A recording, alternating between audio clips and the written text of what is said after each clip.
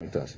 Maybe I can speak a little bit about the parameters that we looked at. Of course, we had to look at the projects that they worked on as they graduated from school, because all the vocational enterprise institutions, as you graduate, you would have a project, a physical project that you would have worked on. So on that basis, we require the judges to look at the originality and the thought process behind why did you put this together? What are you trying to do with it? What problems are you trying to solve?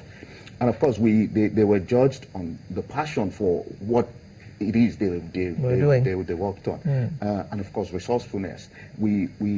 There were questions around, okay, if we give you a certain amount of money, what would you do with the money? Just to get a sense of what they're thinking about.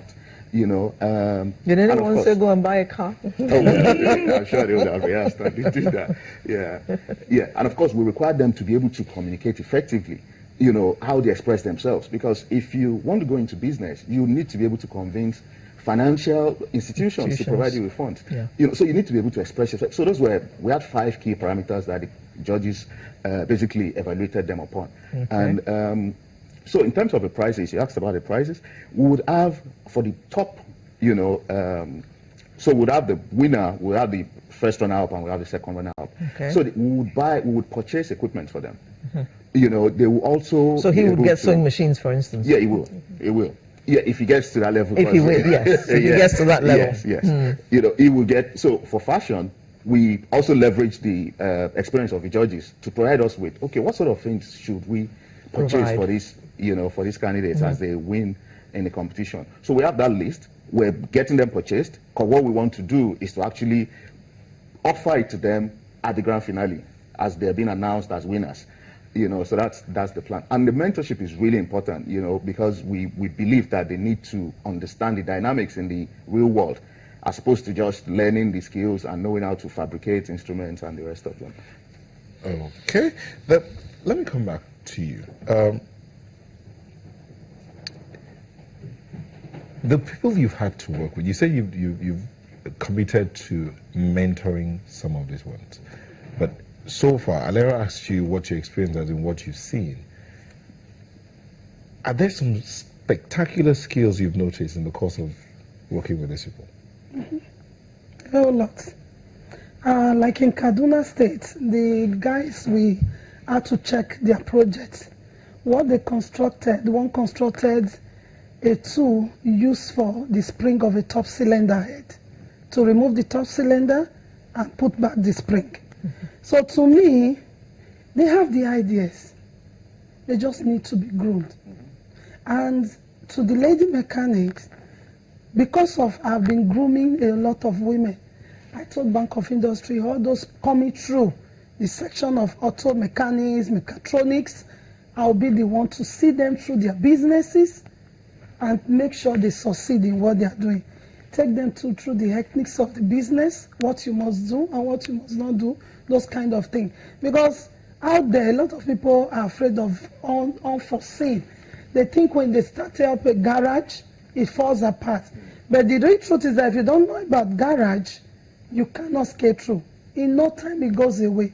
You cannot be a businessman and think, oh, I want to set up an auto garage because you feel you make money. No. It will fall apart. You need the weight of experience. You need somebody to follow you up so that you'll be able to, Okay. Have you come across any ladies who wanted to become mechanics because they saw you succeed in that field and yet did not have the skill or the personality to actually succeed in it? A whole lot. So what do you say to them? I'll say to you that husband brings wife. A wife will just be nagging because she wants to become a mechanic. And the husband will say, this is my wife. She wants to be like you. And I take them through a whole lot of case studies that I don't need to tell you about. No, I'm asking about the ones who actually couldn't do the job. So what do you say to them? I build up their confidence. I build up their courage so that they can be able to do this. You don't tell them to go look for something else to do? Never. If you say you don't want to do it, I'll make sure I tell you, and you must start doing that. I'll make sure I convince you. Because first of all, I'll ask you, do I look very ugly? You'll say, no. Well, I'm a mechanic.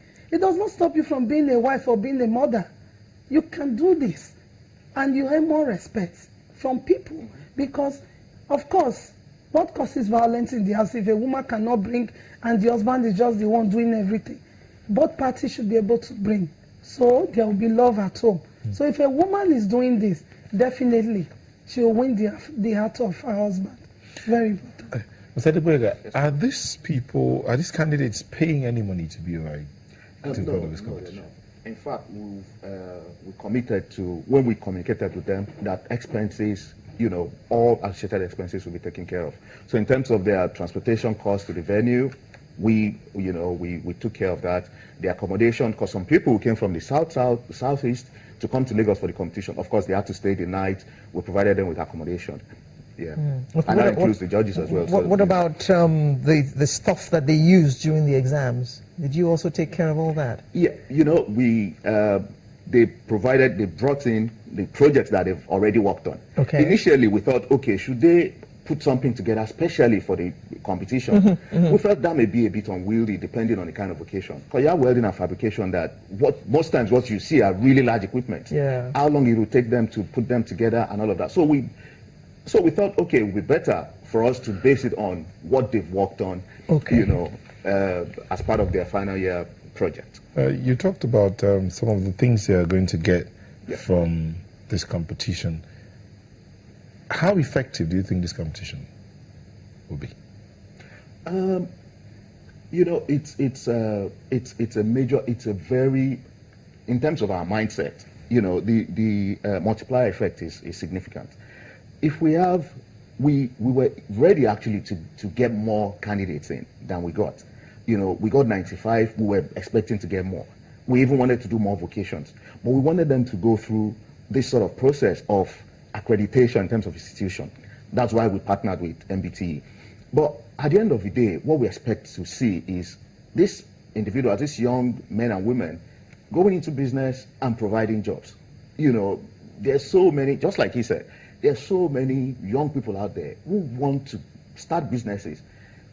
There are several issues that they have. Either they don't funds know where being to number go. one. Yeah, funds. They may not even, funds is just one of it, really. Because so at the end of it, one of them. They may just not know how to go about it. Yeah. You may provide funds to them, and they will just not know what to do with the funds. And that's why we emphasized providing them work tools that they work with rather than giving them cash. Of course, we give them a token for being part of the process and all of that. But we believe that it will really rejuvenate the interest, and it's not just for the competition.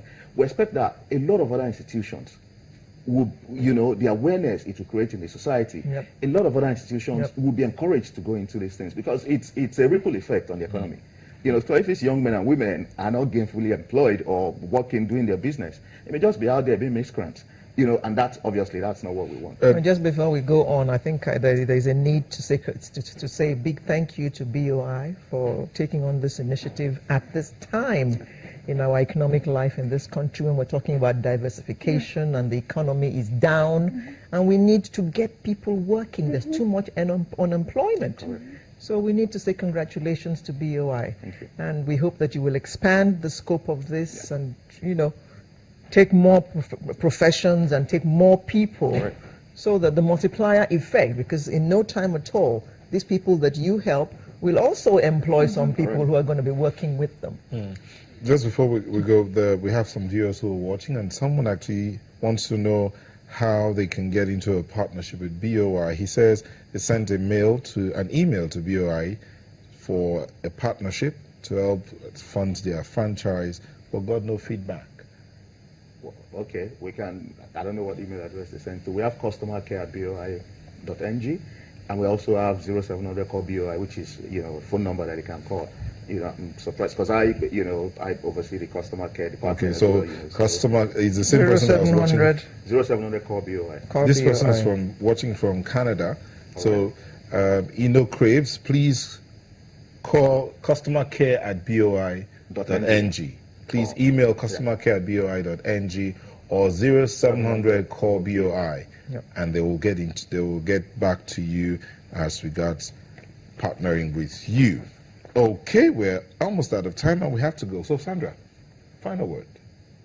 To the youth out there, when I mean youth, but I'm very passionate about women.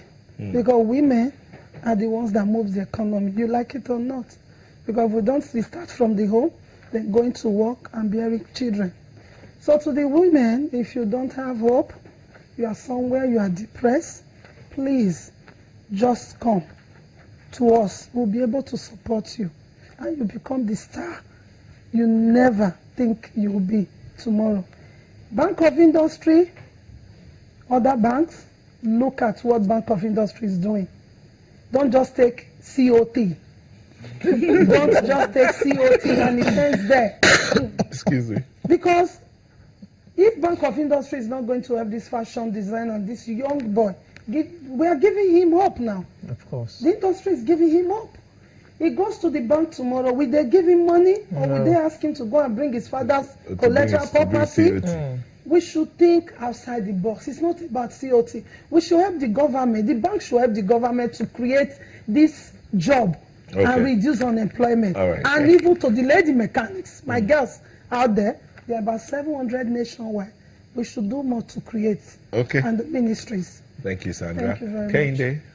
Well, I want to thank BOI for this platform once again. And I want to thank my school for nominating me for the privilege of being among the nominees. And then to the youth out there, I want to tell them to just look for something they like doing and then keep at it, and they will succeed. Okay, Mr. Adeboye, we would ask you these questions. These are questions for you. All right. Some mails that were sent in. Kirian Okoroma, he didn't say where he's sending it from. He says, will there be another segment? This is your own closing statement. Right. Will there be another segment across the country that's South, South, Southeast, Middle Belt? And which institutions did you select from across the country, public or private technical schools? There are national schools accredited by National Board for Technical Education. And there are quite a number of South, South, and Southeastern institutions. Yes, yes. So private and public? Oh, correct, yes. Okay. Okay, this is from Rashid Ogunbumi. I love the issue being discussed and the comments from the First Lady Mechanic. The hands-on thing, that is where the economy grows from. All right. Right on, Rashid. All right. Thank you very much. Mr. Yinka Adeboye, Group Head, Strategy and Corporate Transformation, BOI. Thank you for coming. Kehinde Olufemi, Candidate, Fashion Design Vocation. Thank you for coming. And the First Lady Mechanic, Sandra Ugwebo. Thank you for coming.